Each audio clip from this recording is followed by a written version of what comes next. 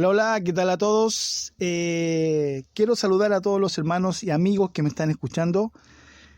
Y vamos a seguir con esta serie Misión Iglesia, con el podcast que se titula hoy Soy Mejor que tú. Sí, soy mejor que tú, así se llama este episodio de esta Misión Iglesia.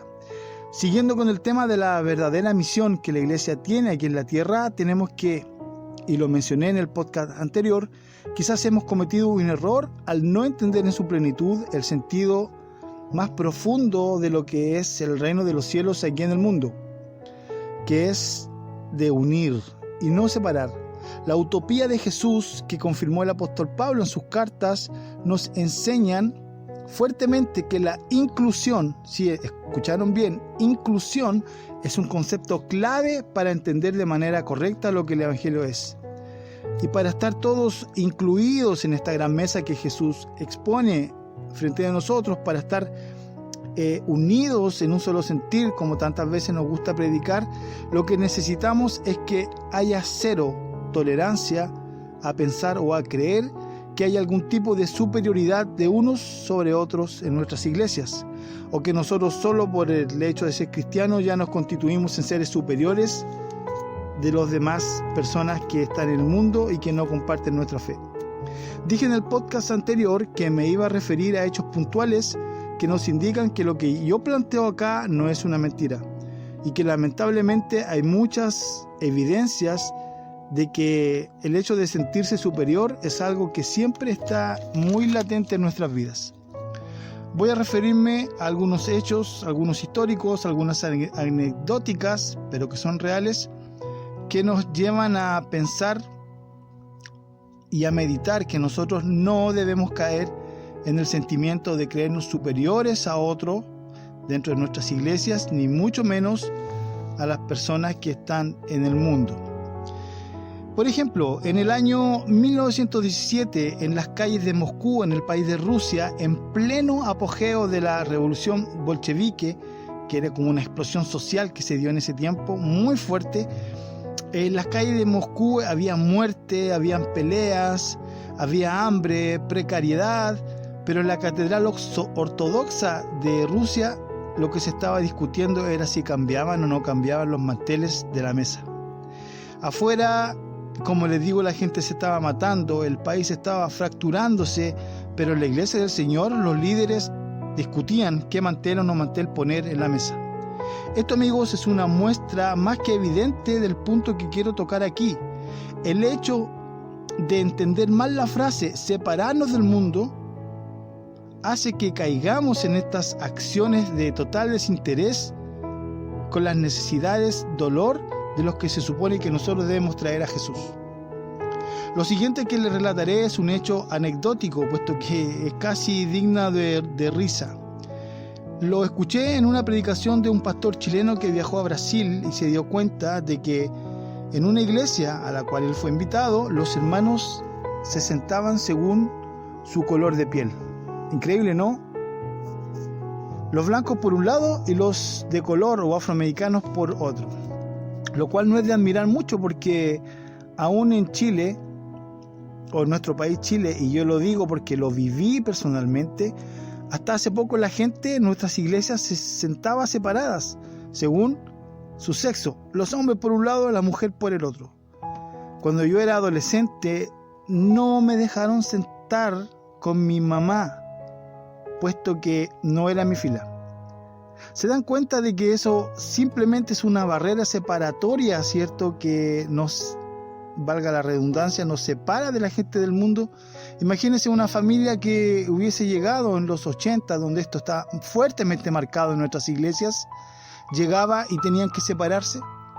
Entonces, aquí nos damos cuenta que aún tenemos ese afán de separarnos, de ser clasistas, de ser sexistas, aún entre nosotros como hermanos.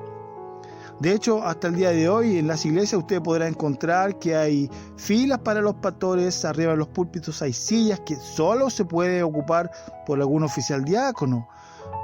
Y esto está muy arraigado en nosotros, hermanos, como cristianos, Y se nos olvida que tanto Jesús como el apóstol Pablo nos enseñan que cualquier forma que suene a superioridad es un falso evangelio. Hechos bíblicos tenemos varios en la iglesia de Antioquía y ustedes los van a averiguar si es que quieren. El apóstol Pablo nos enseña que los hermanos judíos de aquella iglesia exigieron al apóstol Pedro que la cena del Señor debía estar separados, unas mesas de los judíos y de la otra mesa los gentiles. Esto es tremendo, hermanos. Siempre está tratando de aflorar este sentido de sentirnos superiores a otros, de sentirnos superiores al mundo, de ser mejor que tú, está muy arraigados en nosotros hoy. El otro hecho, y con esto termino, que está en la Biblia, está fuertemente marcado, es un pasaje de la Biblia muy conocido que tiene relación con el enojo de Jesús en el templo. ¿Se acuerdan? Cuando botó las mesas y tiró las monedas. ¿Se recuerdan, cierto? Bueno, este enojo del Señor no está del todo bien entendido de una forma correcta. Si bien es cierto que el Mesías se enojó porque estaban haciendo negocios en su casa, no era esa la razón de fondo. Y me explico. Si uno iba al templo de Jerusalén, podía ver que tenía distintos patios. Si tú querías ir al templo de Jerusalén y acercarte cada vez más a la presencia del Señor, tenías que literalmente ir pasando etapas, subiendo escalones. Los judíos decían que el templo de Dios era la luz del mundo. Y en honor a lo que dice Isaías 56:7, que dice: mi casa será llamada casa de oración para todos los pueblos de la tierra, los judíos, y me atrevo a decir que no de muy buena gana, construyeron lo que se conocía como el patio de los gentiles o de los gayú, porque así le decían hasta el día de hoy. Los judíos le dicen a los que no son de su raza, le dicen los gayú. Y construyeron un patio para que los gayú pudieran llegar y orar en ese patio. Pero cuando Jesús llegó y vio el templo, que en ese patio que estaba dedicado a las personas que no eran judías, él se encontró con un mercado y que no había ningún gentil. En el patio de los gentiles no había ni un gentil, porque las personas estaban judías comprando y vendiendo para poder hacer los holocaustos o los sacrificios. Entonces esa fue la razón por la cual Jesús se enojó, porque de alguna manera este gesto de meter en el patio de los gentiles el comercio para los holocaustos era un hecho de que le estaban diciendo literalmente a los gentiles, a los gayú: ustedes no nos importan. Daba cuenta de una religión al servicio exclusivo de solamente los suyos, una religión que solamente era para los judíos. O sea, hermanos amados, el patio de los gentiles no era en la práctica de los gentiles, sino era para que los judíos pudieran comprar para hacer sus sacrificios. Entonces, tenemos que superar esto. La misión de la iglesia en la tierra es que todas las personas, que todos los pueblos, que cualquier persona tiene la misma importancia ante Dios. Seas un gayú, seas un pecador o un cristiano, tienes la misma importancia delante de Dios. Bien, nos vemos en el próximo podcast, ¿cierto? Que vamos a seguir hablando de la misión que la iglesia tiene aquí en la tierra. Y el tercer capítulo o episodio se va a denominar las facetas de la santidad. Recuerden, en el primer podcast hablé de que todos somos bienvenidos a esta hortaliza, ¿cierto?, de mostaza, este reino de los cielos. Todos están invitados, todos se pueden posar, a sentar, a descansar. Y en este podcast hemos visto que ninguno es superior a otro. Y en el próximo podcast vamos a explicar bien lo que esta palabra santidad significa. Bendiciones.